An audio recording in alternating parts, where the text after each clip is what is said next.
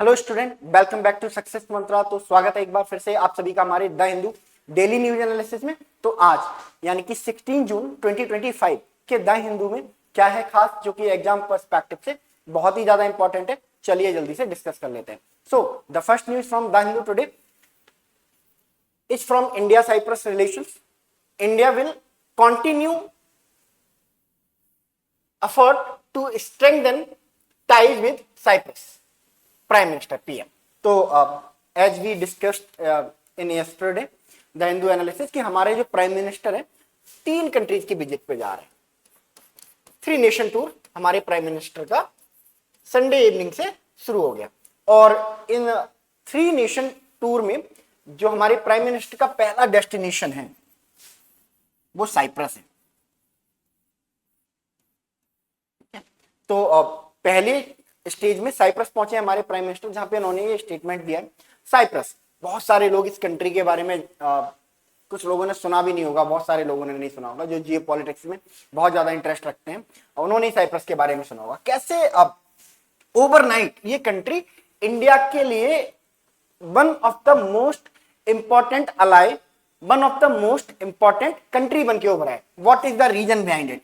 ठीक है, इसके अलावा ना सिर्फ इंडिया के लिए, साइप्रस के लिए भी इंडिया है ना one of the most important ally बन के उभरा है।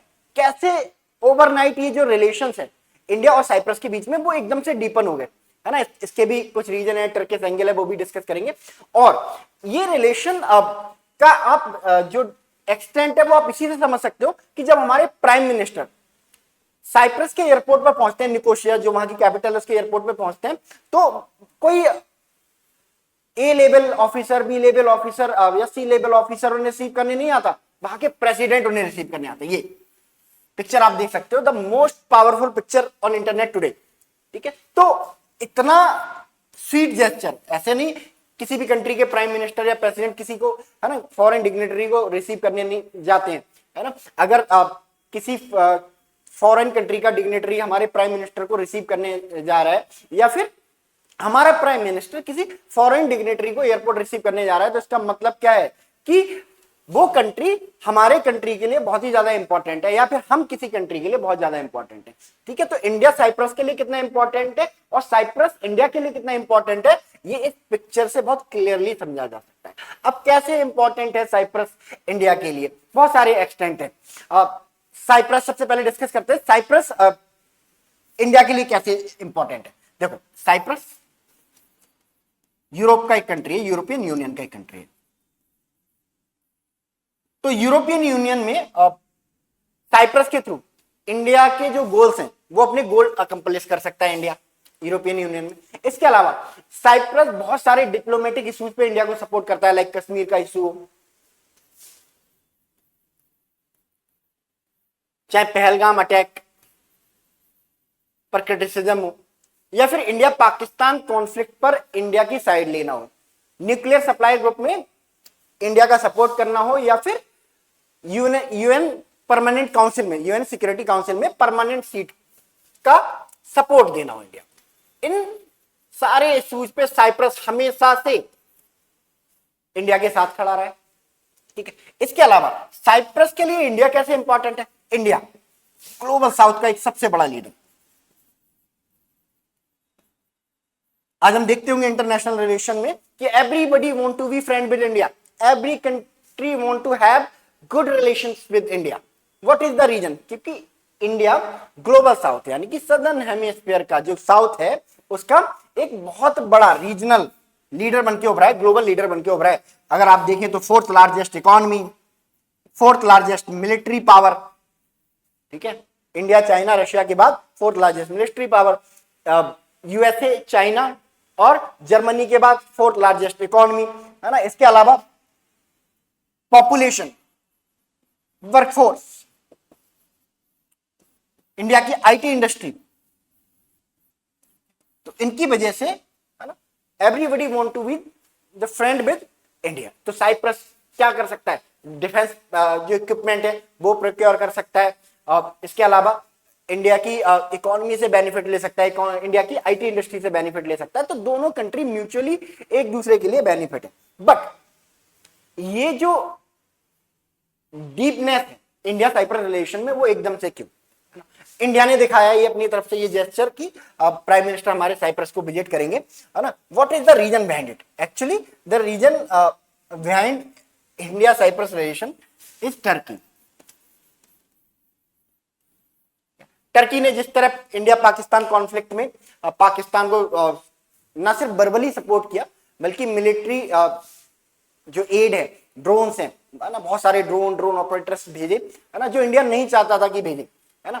तो इसी वजह से टर्की को बुली करने के लिए इंडिया ने चूज किया साइप्रस को कि अब हम साइप्रस के साथ ऐसे रिलेशन मेंटेन करेंगे, बिकॉज जिस तरह के रिलेशन इंडिया पाकिस्तान के साथ रखता है उसी तरह के रिलेशन टर्की किसके साथ रखता है, साइप्रस के साथ रखता है। तो साइप्रस को काउंटर करने के लिए, टर्की को काउंटर करने के लिए इंडिया ने अब साइप्रस के साथ अपने रिलेशन स्ट्रॉन्ग करने का जो डिप्लोमेटिक मैप है वो प्रिपेयर किया है। इस वजह से जो हमारे प्राइम मिनिस्टर है वो विजिट पे है, ठीक है।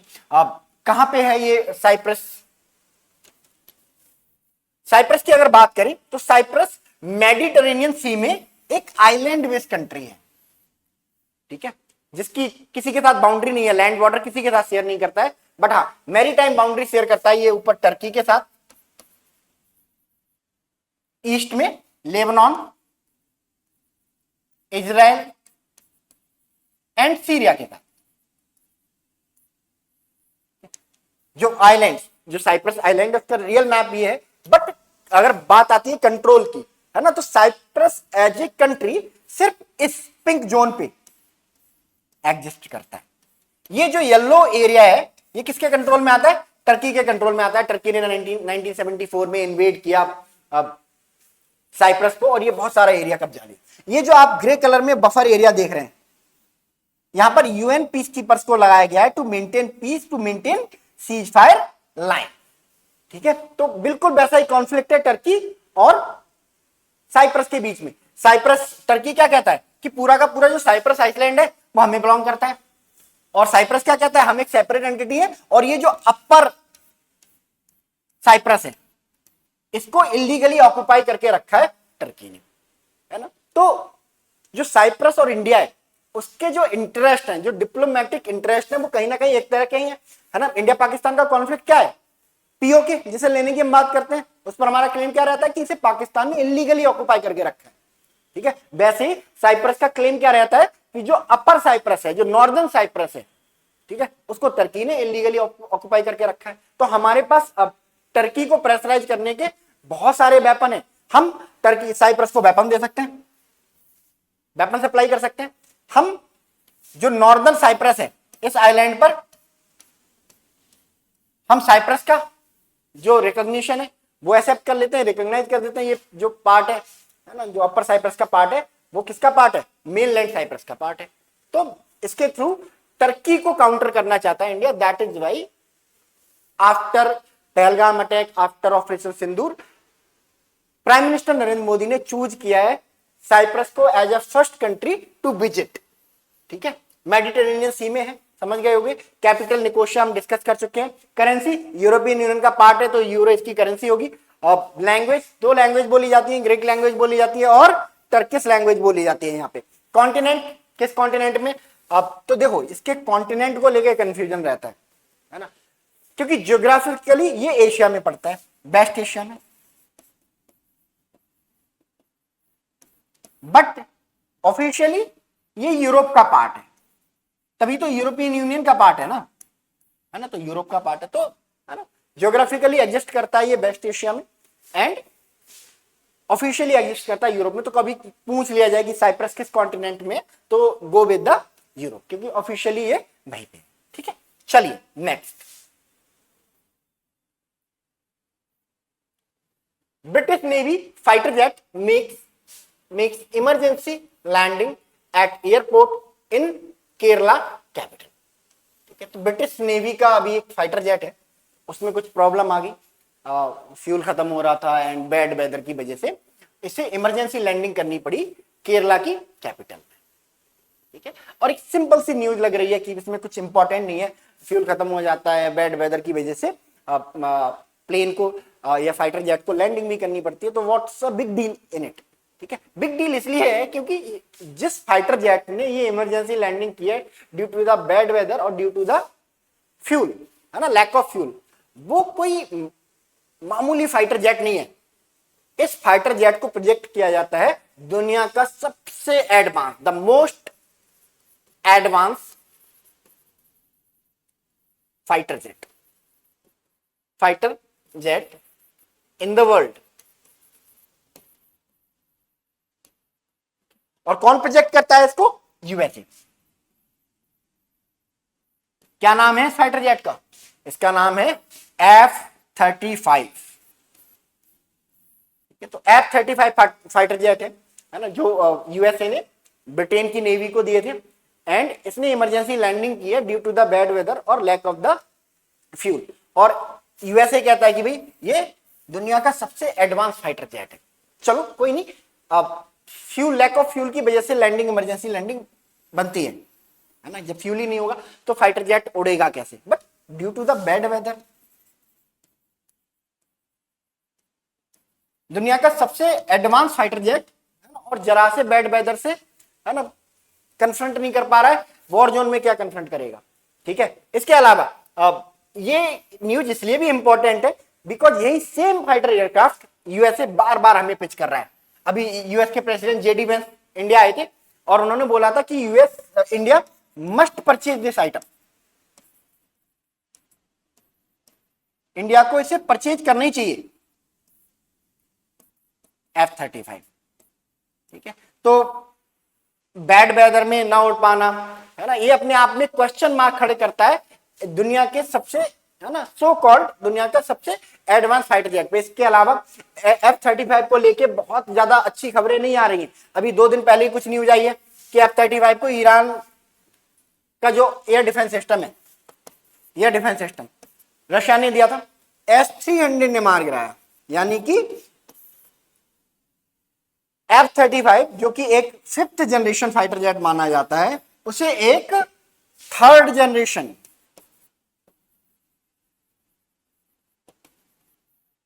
ये डिफेंस सिस्टम है, उसने मार के गिरा दिया। ठीक है। इसके अलावा अभी कुछ दिन पहले न्यूज आई थी कि AI ड्रिवन है ये, है ना, तो इसका कंट्रोल हो गया था पायलट के ऊपर से, तो पायलट ने क्या कर लिया, इजेक्ट कर लिया था, और ये बहुत टाइम तक ये हवा में ही उड़ता रहा था। तो F-35 को लेके बहुत ज्यादा अच्छा परसेप्शन नहीं मिल पा रहा, बहुत ज्यादा अच्छे रिजल्ट्स नहीं मिल पा रहे हैं इंडिया को, तो इंडिया नहीं परचेज करना चाहता है। बट यूएसए बार बार इस चीज को लेके प्रेशराइज कर रहा है ना, और यूएसए इस हद तक जाने को तैयार है इस फाइटर जेट को लेके कि अगर India in fighter jet F-35 को परचेज नहीं करता है तो USA can go with Pakistan. आपने देखा होगा अभी कुछ समय से लोन दिलवा रहा है यूएसए पाकिस्तान को, एंड है ना फेवर कर रहा है डिफरेंट डिप्लोमेटिक फोरम्स पे, है ना। The reason behind it only F-35, है ना। तो एक रीजन हमें और मिल गया है इसको ना परचेज करने का।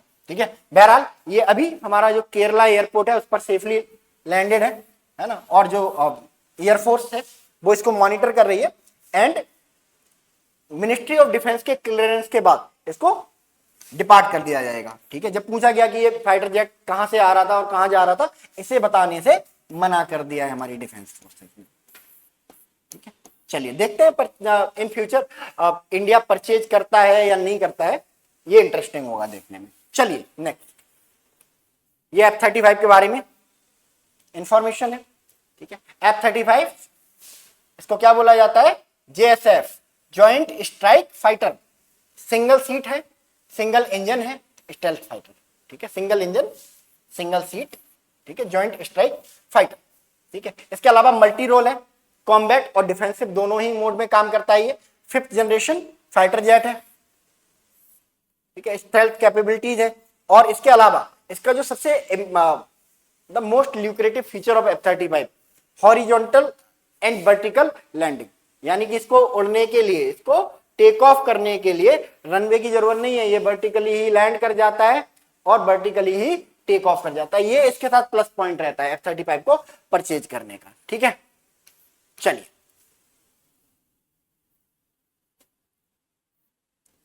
Amit Shah reviews preparation for upcoming census. तो जैसे कि कुछ समय पहले हमारी गवर्नमेंट ने अनाउंस किया था कि जो सेंसस है उसको अब शुरू कराया जाएगा, एंड इसके जो डेटाज हैं वो मार्च 2027 तक जारी कर दिए जाएंगे। ठीक है, तो मंडे को ऑफिशियल नोटिफिकेशन इशू होने वाला है रिगार्डिंग सेंसस कि भाई हमारे इंडिया में अब जो सेंसस है वो शुरू होने वाली है। इसके अलावा इस बार का जो सेंसस है, इस टर्म का जो सेंसस है वो अपने आप में बहुत इंपॉर्टेंट है, because this census is going to become the first digital census in India, India का पहला डिजिटल सेंसस। ठीक है, इसके अलावा ये इंपॉर्टेंट इसलिए भी है बिकॉज कुछ कॉन्स्टिट्यूशनल बाउंड्रीज भी हैं हमारी, जो डीलिमिटेशन की कॉन्स्टिट्यूशनल बाउंड्रीज हैं वो क्या कहती हैं कि अगला जो डीलिमिटेशन होगा, यानी कि जो लोकसभा राज्यसभा में जो सीटों का डिस्ट्रीब्यूशन होता है ना, वो किसके बिहाफ पे होगा, 2026 की पॉपुलेशन के बिहाफ पे होगा। यानी कि अभी कितनी सीटें हमारे यहाँ पे 550 टू 550 रह गई हैं, 2 एंग्लो इंडियन हमने हटा दी, है ना। तो अब ये जो सीटें हैं, है ना, इनको प्लस होना चाहिए बिकॉज पॉपुलेशन बढ़ रही है।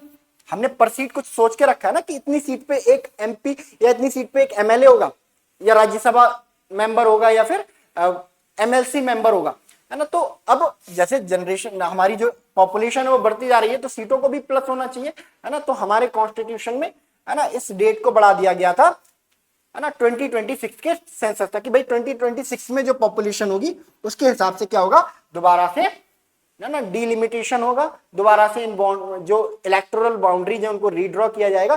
तो ये जो सेंसस है ये क्या करेगा, क्या करने का काम करेगा, जो हमारी इलेक्टोरल बाउंड्रीज हैं उनको भी दोबारा से ड्रॉ करने का काम करेगा।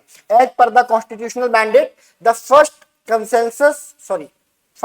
Census after 2026 can be used as the basis to redraw Lok Sabha constituencies.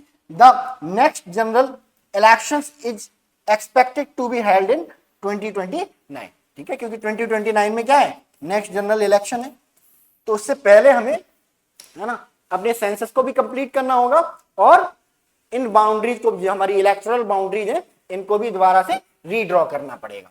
ठीक है, अगर बात करें सेंसस की तो हमारे इंडिया में सबसे पहला सेंसस 1871 में हुआ था। लॉर्ड मेयो उस समय इंडिया के वाइसराय हुआ करते थे। ठीक है, बट फर्स्ट रेगुलर सेंसस हमारे इंडिया में कब से हुआ है, 1881 से, in the tenure of viceroy Lord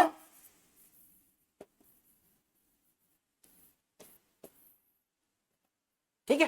तो यही सेंसस है, और ये जो सेंसस 1871 1881 से होता आ रहा है उसी का कंटिन्यूएशन है। और इसी के रिगार्डिंग क्योंकि कौन कराता है इस सेंसस को, ये जो सेंसस है मिनिस्ट्री ऑफ होम अफेयर्स के सर्वेलाइंस के अंडर होता है। दैट इज भाई अमित शाह हमारे होम मिनिस्टर है ना, तो उनके सर्वेलांस में होगा ये census. A day before the notification to conduct the census will be published in the official gazette. Union home minister Shah on Sunday reviewed the preparation for the exercise. ठीक है, चलिए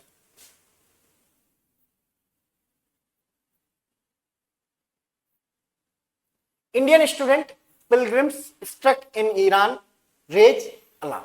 तो as we all know Israel और Iran के बीच में जो clashes हैं, जो कॉन्फ्लिक्ट हैं, वो एक बार फिर से स्टार्ट हो गए। और इस बार इन जो कॉन्फ्लिक्ट है या क्लैश है, इनकी इंटेंसिटी इतनी हाई है कि दोनों ही कंट्री एक दूसरे से सिटीज को टारगेट कर रहे हैं। पूरी दुनिया के लिए ये, है ना, कंसर्न का सब्जेक्ट था, बट इंडिया के लिए सिरदर्द बन गया ये कॉन्फ्लिक्ट। ठीक है, डिप्लोमेटिकली भी बन गया है एंड अभी तो पॉलिटिकली भी बन गया है। और पॉलिटिकल हेडेक इसलिए बन गया है ये इंडिया के लिए बिकॉज हमारे लगभग 10,000 लोग 10,000 लोग ईरान में फंसे हुए हैं। अब सबसे बड़ा चैलेंज है इनको ईरान से बाहर निकाल के लाना, वो भी ऐसी सिचुएशन में जब कुछ पता नहीं है कि इजराइल ईरान के कौन से सिटी पर बॉम्बिंग करने वाला है ना। तो इसके लिए अभी प्रयास किए जा रहे हैं, एम्बेसी लेवल पे किए जा रहे हैं। एम्बेसी ने क्या किया है, इमरजेंसी हेल्पलाइन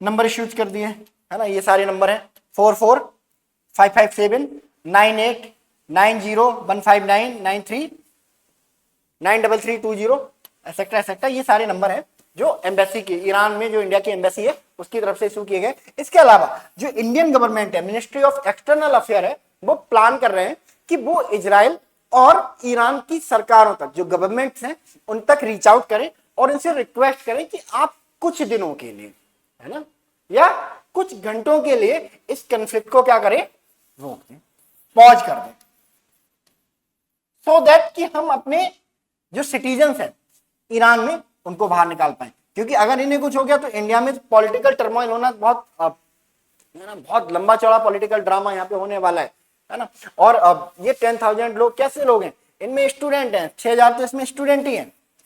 अब ईरान में भी कोई पढ़ने जाता है, हाँ जी, ईरान में भी पढ़ने जाते हैं लोग, है ना। ईरान में जाते हैं लोग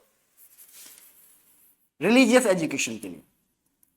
एक शिया डोमिनेटेड कंट्री है, इस्लाम के 2 सेक्ट होते हैं, शिया एंड सुन्नी, है ना। तो उसी सेक्ट में से एक शिया सेक्ट के लोग यहाँ पे क्या करने जाते हैं, अपनी रिलीजियस लर्निंग्स को, रिलीजियस एजुकेशन को पूरा करने जाते हैं। इसके अलावा पिलग्रिम, है ना, शिया कम्युनिटी के लोगों के लिए, शिया मुस्लिम्स होते हैं, है ना, उनके लिए यहाँ पर, है ना, बहुत सारे होली सिटी हैं, चाहे कौम हो गया या फिर आपका तेहरान हो गया, है ना। तो एक तरह से आप कह सकते हो ईरान में अब जो शिया मुस्लिम्स हैं उनके मक्का मदीना कहाँ मिलेंगे आपको, है ना, ईरान में मिलेंगे। That is why Iran is important for Shia Muslims. इसी वजह से ये 10,000 लोग वहां ईरान में पहुंच गए और अभी वहां पे स्ट्रक हो गए। ठीक है, कहाँ फंसे हुए हैं ये, अभी कहाँ पे शेल्टर ले रहे हैं, इन्होंने मेट्रो स्टेशन को चूज किया है कि भाई मेट्रो जो स्टेशन है, अंडरग्राउंड मेट्रो स्टेशन, है ना, वहां पर हम क्या कर लेते हैं, शेल्टर ले लेते हैं। और एम्बेसी ने भी इन्हें ऐसा करने के लिए कहा कि आप, है ना, जब तक हम आप तक रीच आउट नहीं कर लेते, आप वहां पर शेल्टर लिए रहे और आपको सेफली वहां से निकाल दिया जाएगा। तो देखते हैं ईरान और इजराइल इंडियन गवर्नमेंट को कितना वैल्यू देते हैं, ये सीज फायर करते हैं कुछ घंटों के लिए, कुछ दिनों के लिए, ताकि हम अपने लोगों को रेस्क्यू कर पाए। ठीक है, बाकी ईरान और इजराइल कॉन्फ्लिक्ट के बारे में हम लोगों ने कल भी डिस्कस किया था, और भी कोई न्यूज आएगी तो उसके बारे में हम लोग डिस्कस करते रहेंगे। तो ये रहा आज का द हिंदू एनालिसिस। मिलते हैं कल यानी कि 17 जून के द हिंदू एनालिसिस के साथ। तब तक के लिए thank you so much and God bless you.